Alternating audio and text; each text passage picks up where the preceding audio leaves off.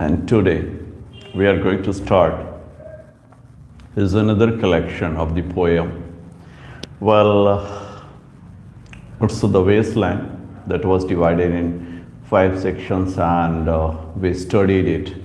And right now the group that we are going to study here in the class is the group of Ariel poems that actually included the 5 poems by T.S. Eliot, and later on one more poem was included in this group to be the 6th, but primarily we are discussing these 5 poems, and even out of those 5 or 6 poems, just 3 poems are very important for us from the examinations point of view.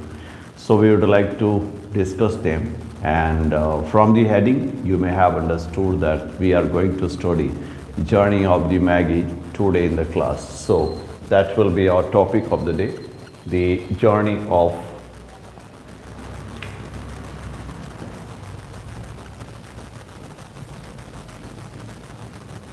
the journey of the Magi. That will be in our discussion from the Ariel poems.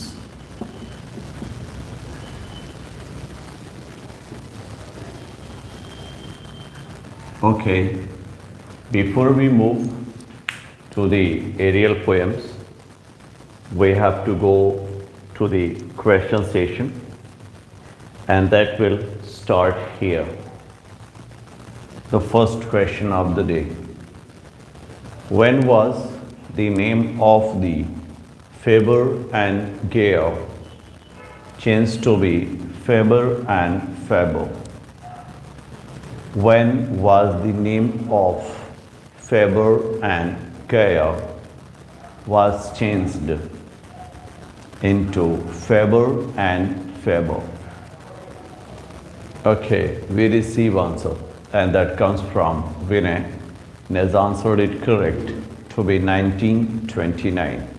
Now it is Dindayal, and he has also answered 1929, and I think it's Mohit, he has also answered the same, I think, though I cannot see his answer very clearly.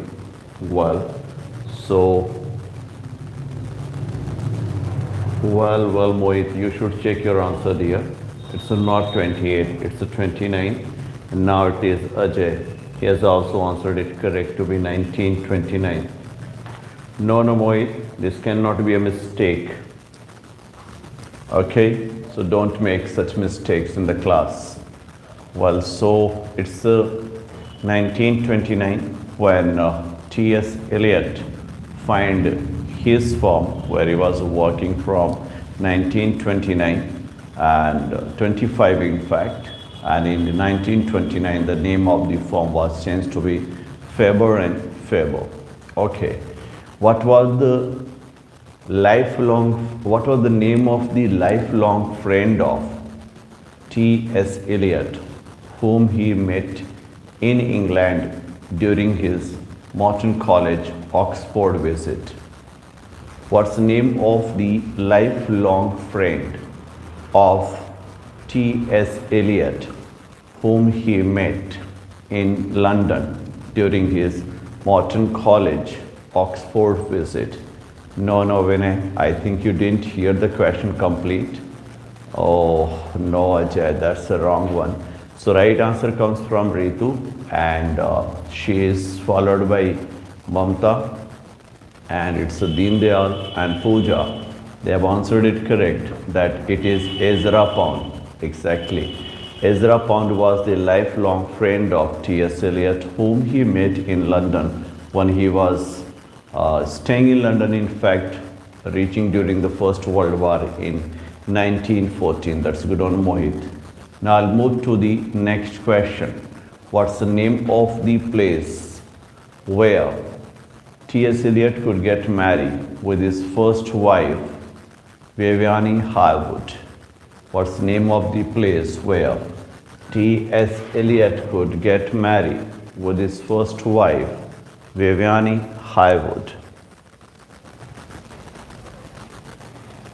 The name of the place where T.S. Eliot could get married with his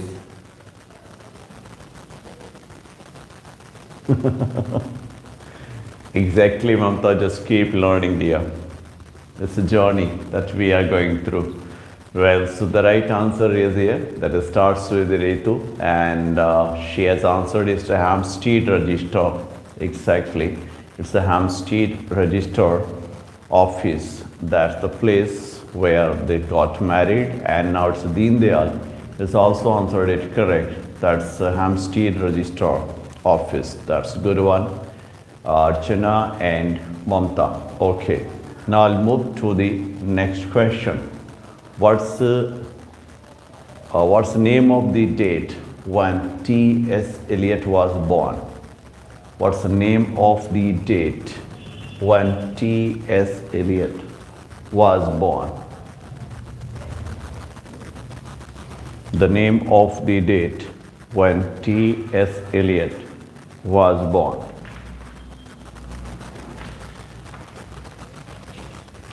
You will have to tell the date when T.S. Eliot was born, and we find answer that starts with Vinay, followed by Mohit, Mamta, Ajay, Deen Dayal, no Ritu, there's mistake Vita, and they have answered it correct. Now it's Archana and Pooja. That's the 26th September 1888. That's a good one. So it's the 26th September 1888. That's answer from Ritu and Supriya as well. They have answered it correct. Okay. What was the name of the fourth section of the wasteland? What was the name of the fourth section of the wasteland? The name of the fourth section of the wasteland. That's the question.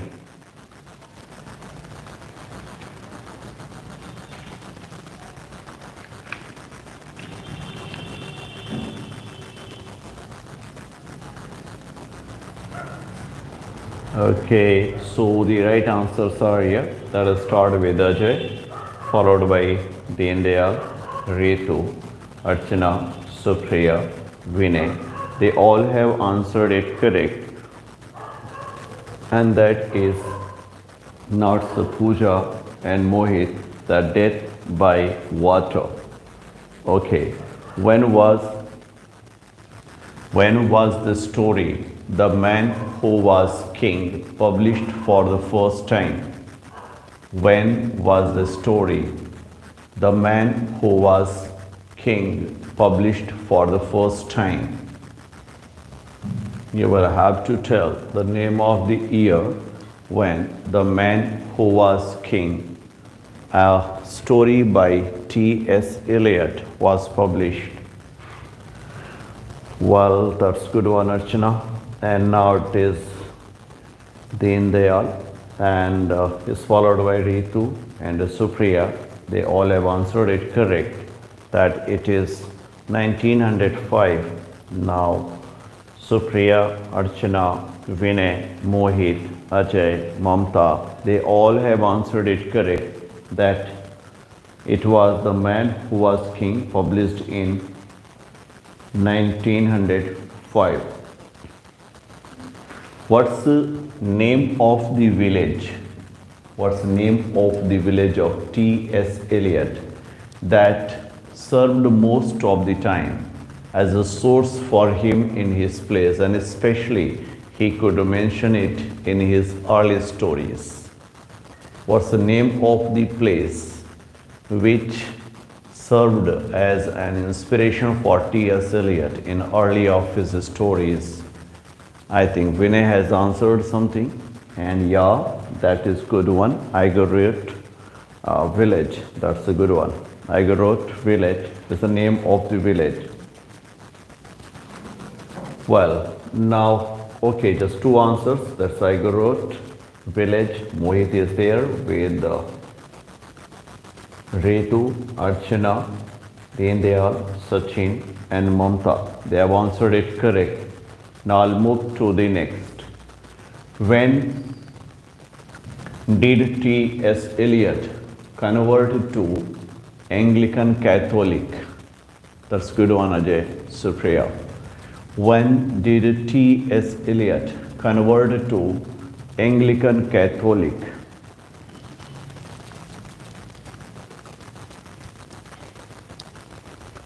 When did T.S. Eliot convert to Anglican Catholic?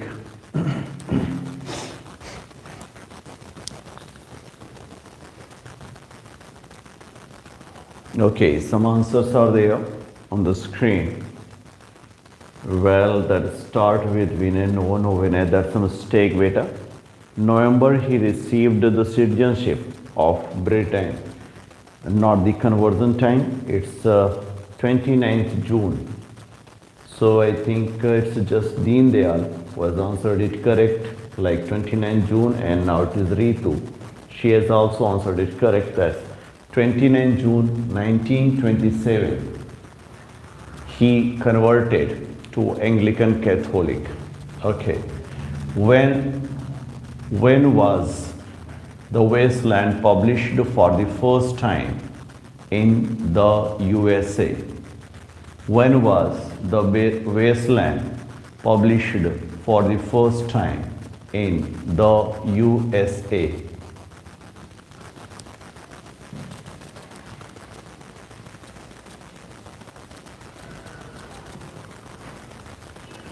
When was The Wasteland published for the first time in the USA?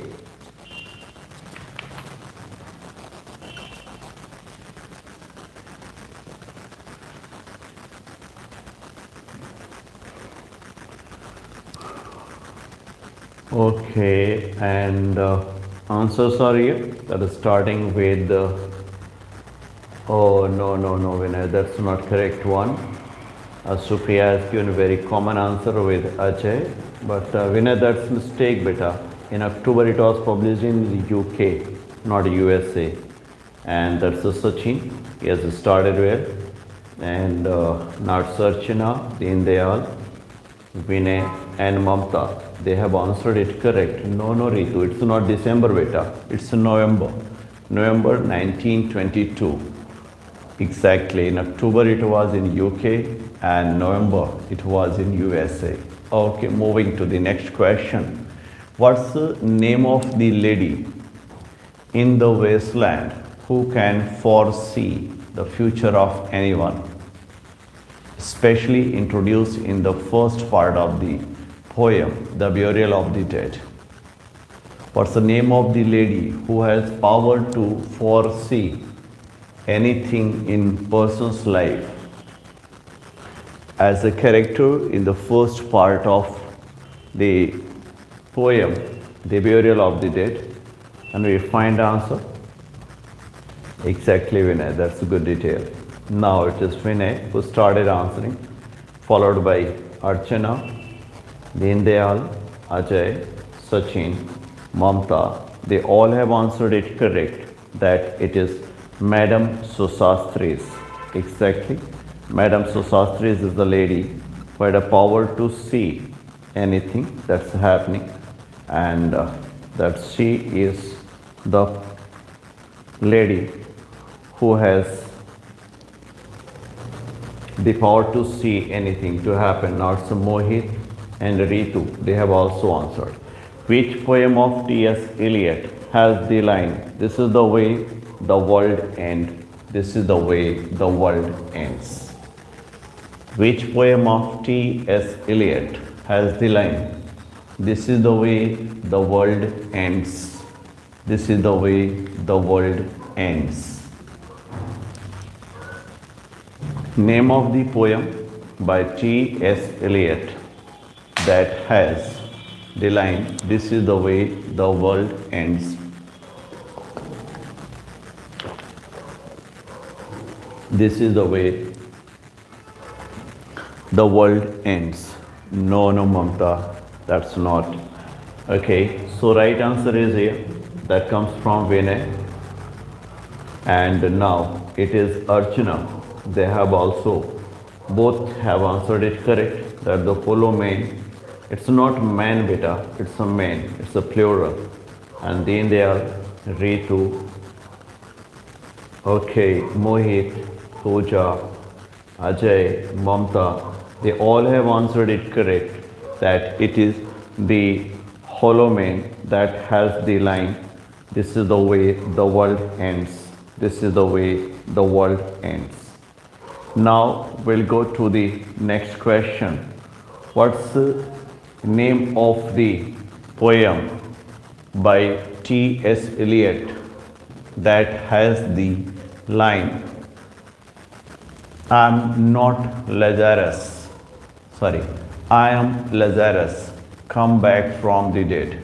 What's the name of the poem that has the line, I am Lazarus, come from the dead? Name of the poem by T.S. Eliot that has the line, I am Lazarus, come back from the dead. And we find answers on the screen. That is start with Vinay and is followed by Archana simply with proof rock, and that's a good one. That's the love song of JL Proof Rock that has this beautiful line, I'm Lazarus and come back from the dead. Now we'll go to the next. What's the name of the magazine that had the first publication of Portrait of Lady? What's the name of the magazine that has the first publication of Portrait of Lady?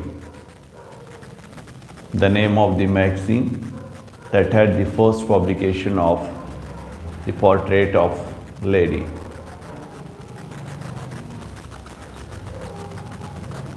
Okay, here is answer that comes from Mamta. Other magazine. That's very good, Mamta. Exactly. Other magazine is a magazine actually that has the poem Portrait of a Lady by T.S. Eliot. We have some more answers that come from Ritu, Vinay. They have also answered that others, a magazine is a magazine of verse that published while with now. Oh no, Ajay, that's not good answer. And now it's Archana and Mohit. They have also answered. But you see, it's not other, it's others. Others, a magazine of verse that had the first publication of the Portrait of Lady, and that was in September 1915. Okay, moving to the next question, and can be the last question as well. Okay, what's the name of the lady? Sorry, what's the name of the friend of T.S. Eliot who collected some of the letters written by T.S. Eliot when he was living or staying with him, and later on published those collection of the poems of T.S. Eliot? What's the name of the friend of T.S. Eliot with whom he was living, and later on he published the collection of the works and letters of T.S. Eliot after Eliot got married with his second wife, Esme Fletcher?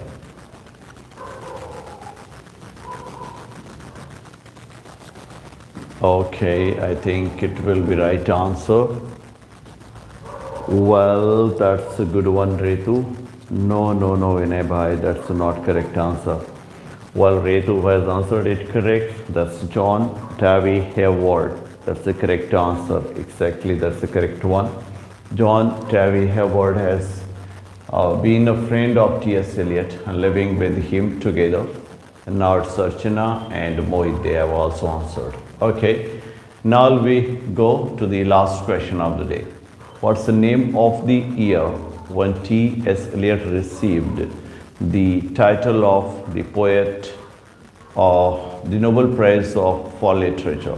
What's the name of the year when T.S. Eliot received the title for the Nobel poet or the poet of literature for Nobel? And we have answer that come from Mohi, and it's a Vinay. They have answered it correct. It's 1948. Here is Ajay. He has also answered it correct with Mamta, Sachin, Supriya, Pooja. They all have answered it correct with Ritu. That's 1948 that the Nobel Prize for Literature was given to T.S. Eliot. Well, so that's all from the question session. And now we'll move to the next, and that will be the introduction of the Ariel poems, and then we'll proceed.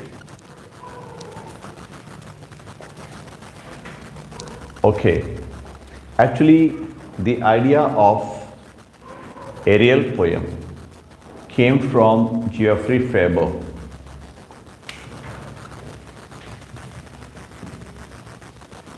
Geoffrey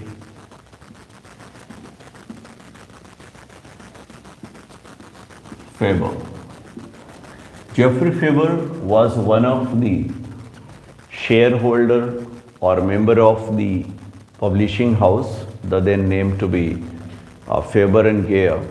He asked T.S. Eliot to write some poems, and especially the poems that will tell something about Christianity and should be sent to the clients of theirs each year.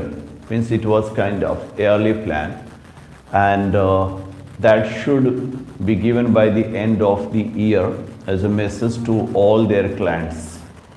Well, T.S. Eliot started planning, and it happened that the plan come to in its effect, especially from 1927.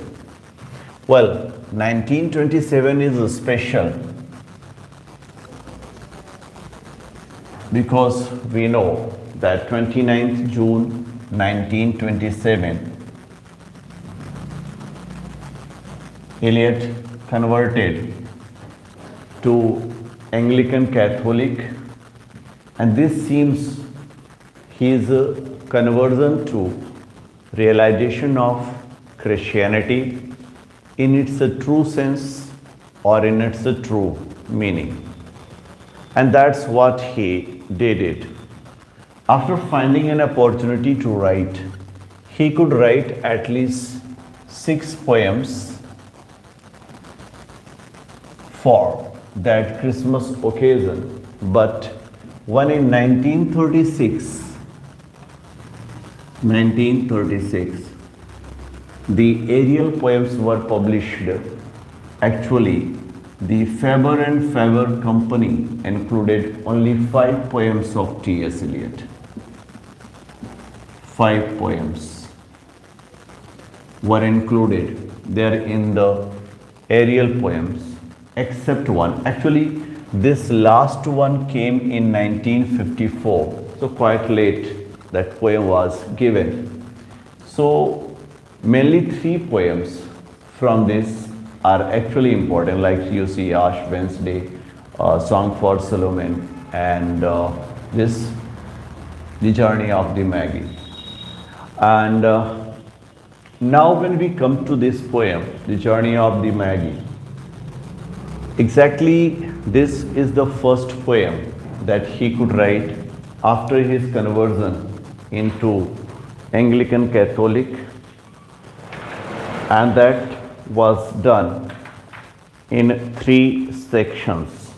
Actually, the poem was written in 3 sections, or we can call roughly as the stanzas, 3 stanzas. The poem is not a very longer one. There are 43 poems only, 43 lines actually, only in this. The whole sections have 43 lines, and these 43 lines are divided into 3 sections, as I told you. The first section is the longest one with 20 lines. The second one is the shortest one with 11 lines. And the last one is naturally 12 lines. These lines are there, and as you see, the word is here, Magi. That is the plural form of magus.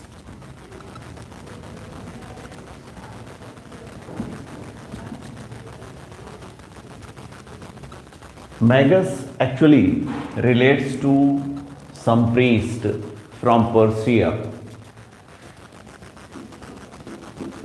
It's kind of priestly title that's given, and when it's a plural form is made, you know it's a noun ending with us. So simply us is removed and I is placed in place of us to make it plural. So that's the plural of magus as Magi. This is the plural. Means there are actually three wise men whose journey is shown here.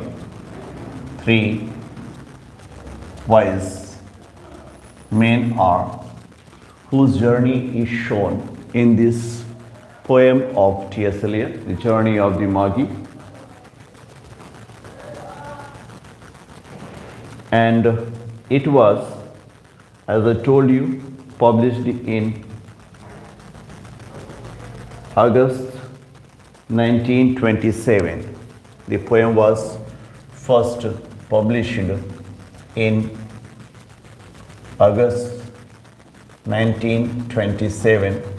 The first publication of the poem was done in 1927. He get it published, and when it comes to give its placing, actually there are 38 pamphlets, or we can say 38 poems in this Christian poem that had been planned. There are 38 pamphlets.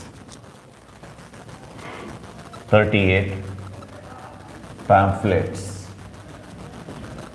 And in 38 pamphlets, this poem, The Journey of the Magi, was given the 8th position.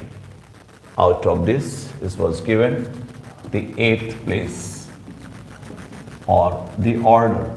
In these 38 pamphlets, it was the 8th. When it comes to illustration for the poem, you know, illustration is generally a kind of drawing, and this drawing was very much popular during the serialized version of writing by Charles Dickens, and later on it becomes very effective art to go with some illustrations. So the illustrations were actually made by Edward McKnight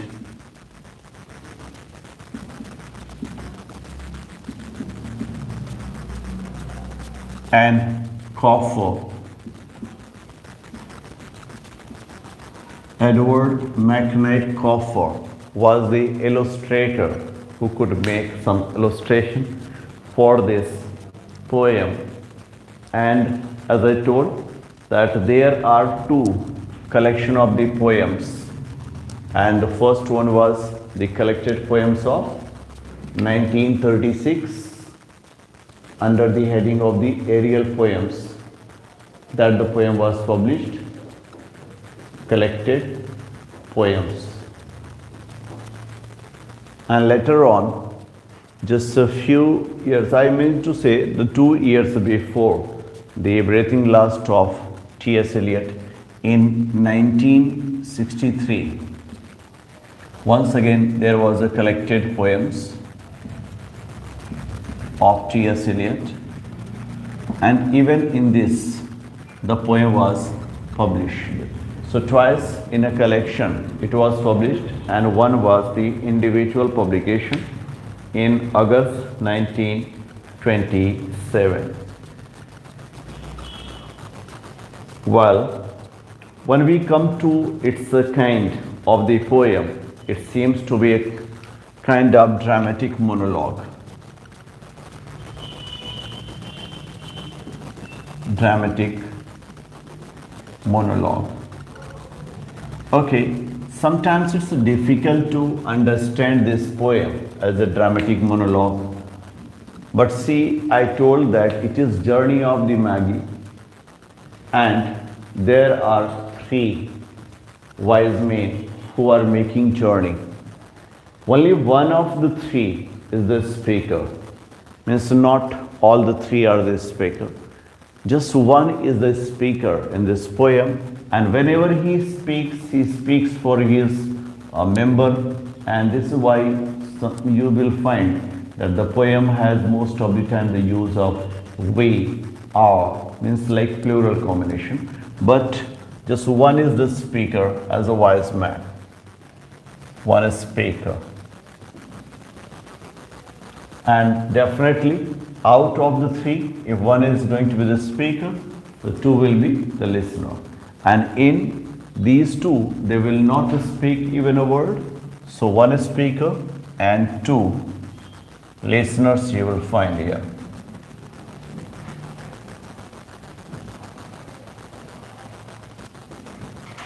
So this will be one speaker, two listeners in the poem we will find as a dramatic monologue. When it comes to quotations and allusions, we will find that Lancelot Andrews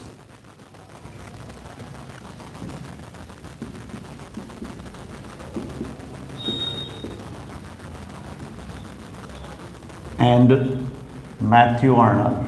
I was just discussing about the Victorian novelist Charles Dickens, and now it is Matthew Arnold, whose allusions we can find in his poem. And Lancelot Andrews was actually a priest, and he was during the time of King James I, I mean Jacobean era, and he could write something or make the possible understanding of the James Bible. You must remember that Bible was translated by King James I as well, and later on to Anglican people this Bible was made easy to be understood by Lancelot Andrews. And this is why T.S. Eliot has a special love for Lancelot Andrews, and later on in his life he could write an essay praising his craftsmanship in his work, and appreciated the contribution of the Lancelot in the development of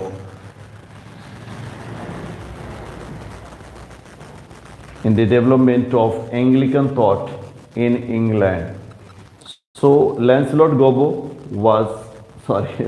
Andrews, not Gobbo, was actually praised highly by T.S. Eliot in his essay that entitled to be Lancelot Gobbo in 1934. Remember, in 1934, the essay on Lancelot Andrews was published, and in this essay, T.S. Eliot has not criticized Lancelot Andrews. Instead, he has praised him. So he was great admirer of Lancelot Andrews. Matthew Arnold had been very good. In fact, his allusions are used here.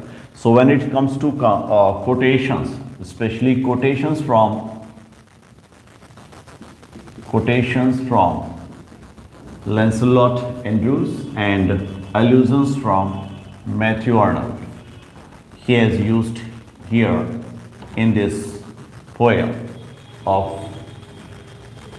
When we come to the metric pattern for the poem is not going to follow this rule of metric pattern, and we see that poem has the Gospel of Matthew Gospel of Matthew in its center, because it's a religious poem, already the Christian poem, Ariel poem, and it had the inspiration from the Gospel of Matthew as a poem, which seemed to be source for T.S. Eliot as well, where he could see the journey of these Magi, and this goes to be the conversion of his from his agnostic to Anglican. We know that 29th June, this is 1927, that he converted to Anglican Catholic. So it's going to be the journey of not only these three wise men as Magi, but it's going to be the journey of T.S. Eliot as well. Because in the poem he will show that the journey of them is from pagan to Christianity. Pagan to Christianity. And this seems to be for T.S. Eliot as well, a modern man who could feel the religious appeal in him, and he could change his way of life entirely. There is a reference of birth and death both. Remember, birth is going to be invitation for the death. If we try to understand what is the meaning of this birth, any birth, this birth is simply the invitation for the death. We all, when we breathe our first, actually we plan to be breathing our last. So this poem goes for two kinds of death. One, that's the death of the pagan life. The death is a pagan life and new life of Christianity, as I told you, from pagan to Christianity, this journey. And the second is the death of Jesus as well, because Jesus himself could breathe his last and he could not survive, but his death had some meaning. See, I told you that pagan life dies, Christianity comes, and with this there is a death of, even in T.S. Eliot, the sterility that he could feel change into fruitfulness and religious belief. So simply, his effort was to make the people of his time understand that this death of Jesus is actually not only the death of Jesus, but it is death of the old religious belief as well. Now, after this, we'll move to the text of the poem. That's a short poem, so I think we can cover it. Not asked in any examination so far, but I think we should study the poem line by line. So I'm going to tell you the first stanza. Remember, the length of this stanza is varying all the time, it's changing, and so is about the rhyming pattern, and so is about the length of the line. So he is not going to use any kind of unique or special pattern of this poem. Simply it's varying, simply it's changing. Okay. A cold coming we had of it. It means there is a time that it's coming to us as a cold, and we had of it. No doubt, this cold can be felt in the life of any man, where we find that man is almost going to lose his early phase of life. In childhood, we have a special energy, but in youth, sometimes we lose our charm and we become week, just the worst time of the year. Remember, which time is considered to be the worst? Whenever it is winter, we consider that the worst time of the year is the December. And in December, people like to go on journey to see where Jesus was born, if that's possible for them, because everyone cannot go to see the birthplace of Jesus. And it is December, so very tough to reach there. Just the worst time of the year for a journey, and such a long journey. You know, journey, if you remember, we have a poem, the Canterbury Tales. There is also a journey. They are going to visit the Canterbury, especially the martyrdom of Thomas Becket. And it is a spring. It's a beautiful time of spring. Generally, journey is done in a spring. But now these people, these three wise men, are going on their journey not in April, not in May. This seems to be the worst time of the year, so we can easily guess this is going to be December that they start their journey. The way is deep and the weather sharp. Well, naturally, it's a very common thing. The weather sharp means it could be the chill blowing there.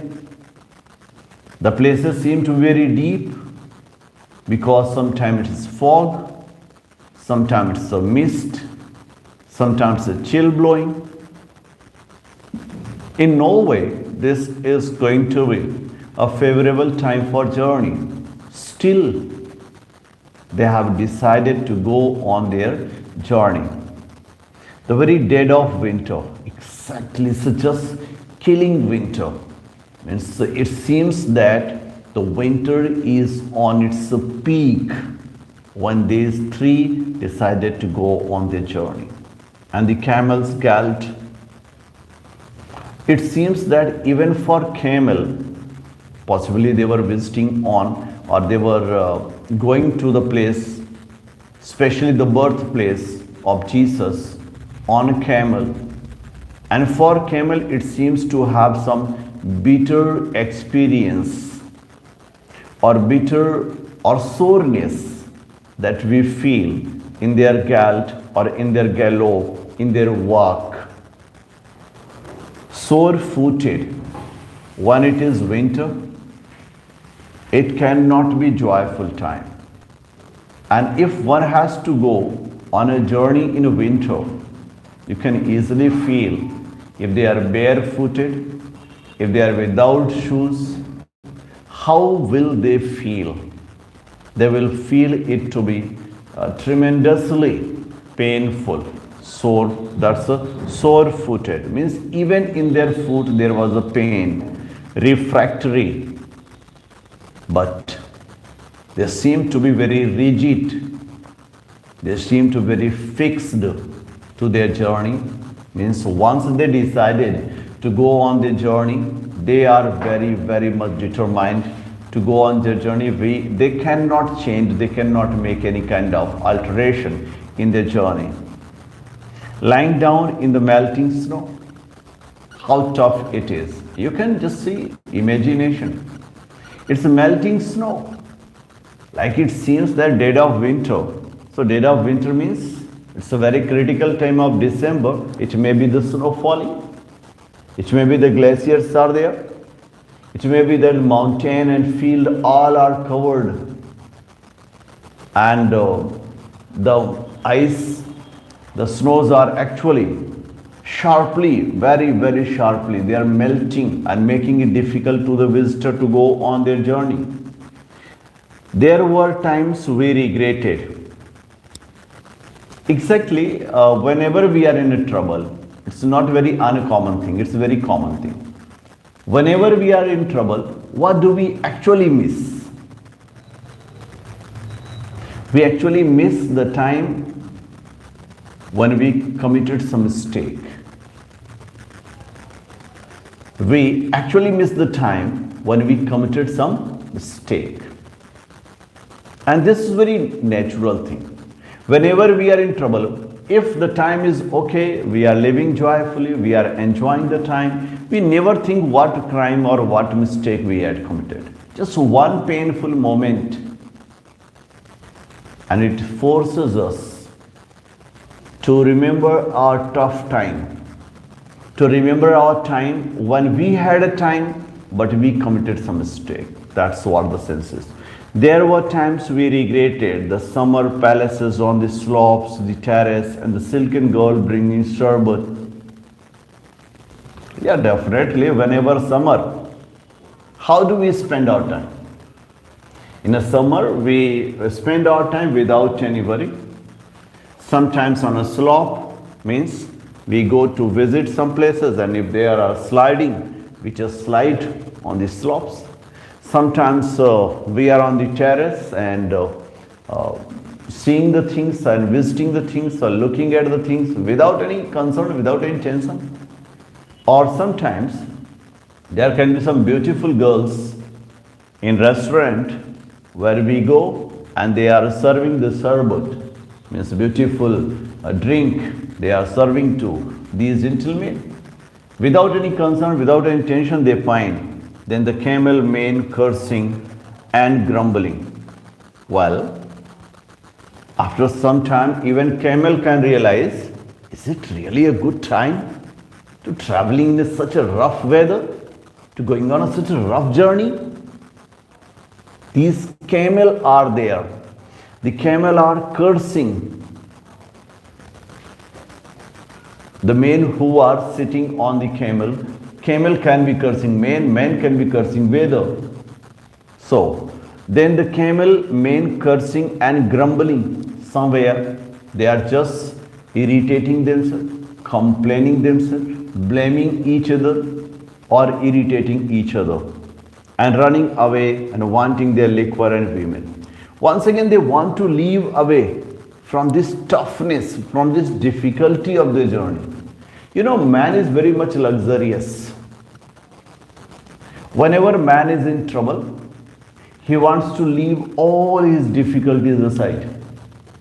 He wants to run away from the people and wants to go to the places that can give them relaxation. If we are talking about male, where they used to find relaxation, one thing was the liquid, the liquor, the drinking, and the second, women. There were men who loved women, there were men who loved liquor, and they used to spend their beautiful time with beautiful ladies and liquor. And the night fires going out and the lack of shelters. Well, how long can we stay? How long can we stay with these women? How long can we stay with this drinking? One time will come when this fire of, remember fire is in double meaning. One, that can be fire that was saving them from the cold. It was bitterest cold, dead of the winter. And the second can be the fire of themselves, means inside fire, that they wanted to meet a lady or they wanted to meet a woman with whom they can establish sexual relationship. That's a fire. But how long this fire will go on? After certain phase, after certain time, this inside fire, this outside fire, both will go out. And there will be no shelter. Means during the day time, if we cannot make a shelter for ourselves, we are just spending our time in a pleasurable, luxurious company of the beautiful ladies and wine and all such things. The night is going to be tough for us. Because in night, there will be no shelter to save us from this cold, and the city is hostile, the towns unfriendly. And then it seems like cities like manless. It seems that city is full of cruelty and town seems to be having men but not friendly men. Friendly men means the men who can provide them accommodations for staying or shelter. This actually happens. If you remember, I think it was Somerset Maugham whose story is there, The Ant and the Grasshopper, that generally we studied in our intermediate courses. And it's a winter, one grasshopper comes to the ant asking for something, fooding, and ant refused. Try to understand the season. The season was winter. In a springtime, the grasshopper was spending time luxuriously and ant was working hard. When it comes to winter, he wants some shelter. He goes to ant and ant refused. This is here. They spend time with women. They spend time with liquor. Then for them, the men who were living in city seems to be very hostile, very cruel, uncivilized. And the men who are living in town, they are not giving them shelter. So they think them to be unfriendly. And the village dirty and charging high prices. Definitely. The village didn't look beautiful. And village is not going to be cheap one. This happens actually when, say, if you have, suppose example, if you have 100 rupees and you go to buy a pen of 10 rupees, you will never consider it is very costly. Because you have 100 rupees and the price of the pen is 10 rupees, it will seem to be like cheap one. Suppose you have 9 rupees or even 12 rupees and you go to buy that pen, the same pen will seem to you costly. So when these men could not earn during the time, now they are going to village, the village seems to be dirty. When they are going to buy something for themselves, maybe fooding, maybe lodging, anything, it seems to be very costly, high prices. A hard time we had of it. It actually happens in everybody's life. Everybody has this hard time in his life or very difficult time in his life. At the end, we prefer to travel all night. Well, they tried all. They tried the cities, they tried town, they tried village, they tried everything, but they were disappointed because they could not find shelter anywhere. So what they decided? They decided simply to go on their journey. And this is the best way. This is the best way because I myself think that a problem is in itself a solution. And a problem makes us realize our capacity or caliber, what we can do. If there's no difficulty, we don't know who we are. And if there is a difficulty, that gives us a chance to prove ourselves what we are. So when they found that there is no help, so now one thing they had, and that was their night, and there was journey. So they decided to go on their journey all night, sleeping in snatches. They will not go for a long sleep. Means you can understand. When they are walking, they can feel warmth in their body. Okay. And then they feel tiredness as well. Feeling warmth, feeling tiredness, they just go for a short or brief time of rest. And then again, wake up and then start their journey. Then again, woke up and start their journey. This is what they do. So that is sleeping in snatches with the voices singing in our ears. Don't know where these voices are coming from. But there are some voices that are singing something in their ears, saying that this was all folly. And the voice that was singing them was singing. Whatever they did was actually full of foolishness. There wasn't any reason in the things they were trying to do. These journeymen, the men of journey, they actually did something foolish, and the voice was telling them that they did some foolish. Then at dawn, we came down to a temperate valley. Okay, the night comes to an end. And it is dawn. It is morning, almost morning. Naturally, with the rise of the sun, the valley will not feel so much cold, and there will be a moderate temperature. That's a temperate valley, moderate temperature of the valley. Wet below the snow line. Naturally, there is snow and it is melting. So there can be some parts or portion that's wet. Smelling of vegetations. Now the things for, I can say, something for eating. So they were searching for something to find. And if they see the very last ending of the snow where it was melting, they could see that there are some vegetations. There are some plants that they can take. Because at night they are unable to see. And at night it's a snow falling that had covered everything. Right? It is morning, it is dawn. And with the dawn, it started melting fast and leaving the vegetation to be smelling. With a running stream and water mill beating the darkness. There is a running stream. No doubt the melting snow gives a form to a stream, a fountain, like a river. Running river in the sense of fresh water. There's a fresh water that they wanted and a water mill beating the darkness. Maybe there's a water mill, and from that water mill there is something that's produced to beat darkness. What is that? That's the light.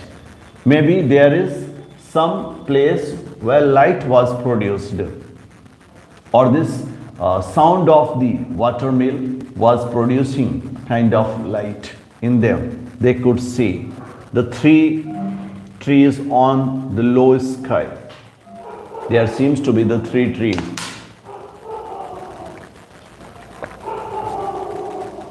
And the low sky, that seems to be a close sky. And an old white horse galloped away in the meadows. It seems that the low sky, and there's a white horse. Now it seemed to be snow everywhere, but in the morning it seems like meadow is there. There's a white stallion, there's a white horse, and it is galloping, it is running into the field. And then we came to a tavern with wine leaves over the lintel. Okay, they may be coming, they may be continue with their journey and reaching to a tavern. You know, tavern is kind of inn, a kind of a small hotel where they can stay with wine leaves over the lintel. Okay, lintel is a part of house. If you have ever seen just above the window, if you see, let me go for a sketch. It's like horizontal shape. This flat or horizontal shape like above window, you find this. So this place is actually lintel he has considered. And there are some wine. I think you know that the soft stems of some plant. Wine leaves over the lintel, 6 hands at an open door. 6 hands means 3 men, 6 hands. 6 hands at an open door, dicing for pieces of silver. They are dicing. It's a kind of game, you know, dice. And why they are dicing? They want to earn some money, pieces of silver in the sense of money. They want to earn some money. and feet kicking the empty wine skins. The feet, they are tapping their feet. Sometimes, when you are playing or you are dicing, so you tap your feet like this. So they are actually tapping. Maybe some empty vessels are there in which they were served their wine, and now that's making also sound. But there was no information. Well, this happens actually, sometimes when you have deep meditation, we go like this. In the same way, this deep meditation sometimes from the feet, like we tap it and think. But even this tapping of the feet cannot provide them any information or any knowledge. So we continued and arriving at evening. They could not find any earning. They could not find any other idea. So they once again start their journey, and now it is evening. Not a moment too soon finding the place. Well, it was not a moment that can provide them to find their shelter very early or very soon. It was, you may say, satisfactory, but it is okay. This journey, if it please you, you can say that there is a satisfactory thing, like after journeying through night. After journeying through night, spending some beautiful time of dawn, definitely covering the whole day, reaching evening, that gives them some satisfaction of their journey, and that's good. All this was long time ago, I remember. Well, whatever happened, now see, this is going to be I, this one speaker. And I think that in his past, the things that he was talking happened in his past, and I would do it again. Hopefully, now he is there and he decides that he once again wants to go on that journey. But sit down, this were willed all that way for birth or death. This sit down, this is already set. What? What is already set? Already set is our birth and our death. Definitely, whenever difficulties come in our life, we are actually afraid of our death. We will die, what will happen? We will die, what will happen? So things come. Why to worry about such things? Why to worry about such things? Simply such things will happen. Nobody can resist. Nobody can resist. So accept it. It's very simple. Accept it. Birth or death. There was a birth. This birth is in capital letter. That's signaling Jesus' birth. There's a birth, certainly. We had evidence and no doubt. Actually, the whole world knows that there was a birth of Jesus. And lots of evidences are there, lots of proofs are there that can clarify that Jesus was born here in this earth. And I had seen birth and death. The speaker in the poem, the Magus, is actually a man who himself could see this birth and death, but had thought they were different. But his thinking is very different from the birth and death. What is birth and death for common human being? They are actually afraid of their death.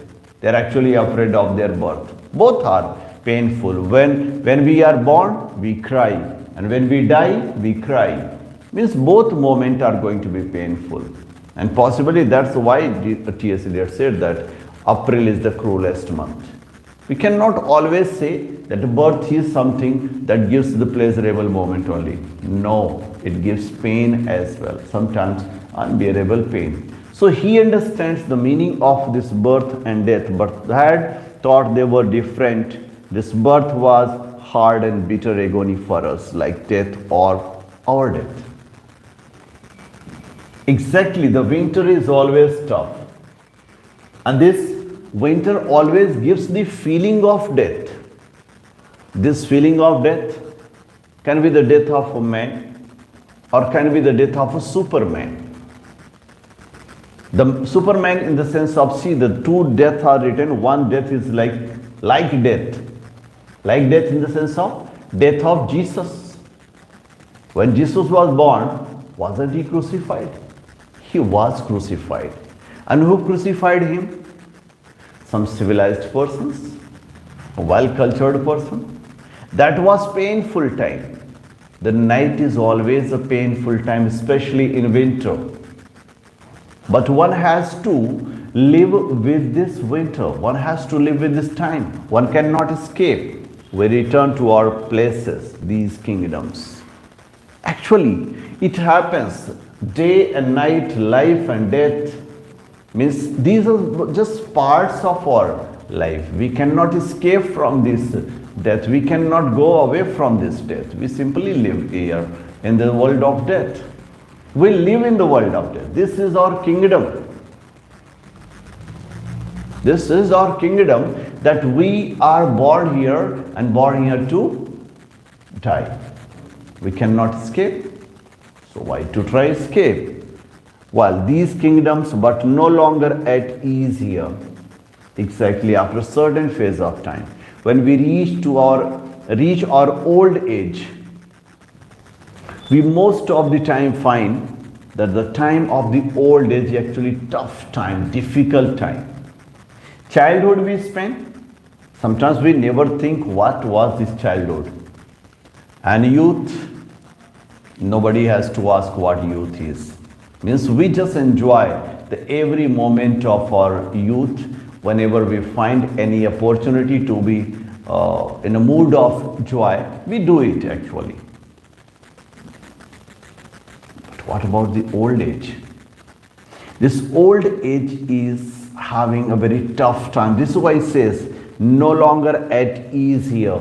After a certain phase of time on this earth, nobody can live very happy and very pleasurable and very joyful time. In the old dispensation, there is old dispensation. There is old order of the things. What is old order of the things? Means something that's born has to die. Something that's born has to die. So why to worry? One day everything will have to die. Everything will have to meet its ultimate shape. And what is our ultimate shape? This dust, this water, this fire, this air. We are combination of these things, and ultimately we will go to that order with an alien people clutching these gods.